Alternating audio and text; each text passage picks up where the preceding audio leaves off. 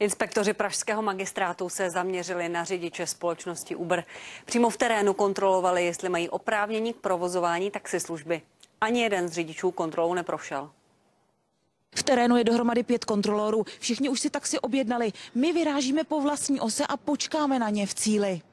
A právě tady už čekají i policisté. Všechny řidiče budou postupně prověřovat. Přijíždí jedno auto po druhém. Řidiči se tváří překvapeně. Byla to kontrolní jízda našich figurantů. Tak se vás chci zeptat, jestli máte nějaké doklady nutné k provozování taxislužby. Jestli máte koncesní listinu, jestli je tohleto vozidlo zaevidovaný. Z 12 řidičů neprojde kontrolou ani jeden. Auta nejsou označená střešní svítilnou, chybí taxametry. Žádný z řidičů nemá oprávnění na provoz taxislužby.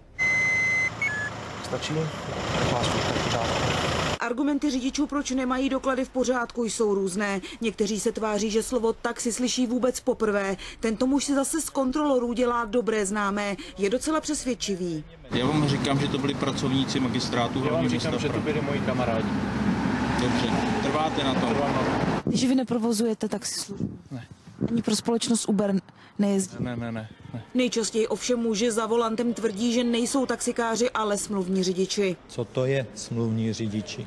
Zákon nic takového nezná. Doprava poskytovaná prostřednictvím vozidel s obsaditelností do 9 osob, včetně řidiče, je taxislužbou, ničím jiným. Kontroly řidičů společnosti Uber končí pokutou velmi často, jenže to nemusí být definitivní. Jedna pokuta už doputovala k městskému soudu a ten ji zrušil. Eva Jarkovská, Prima FTV.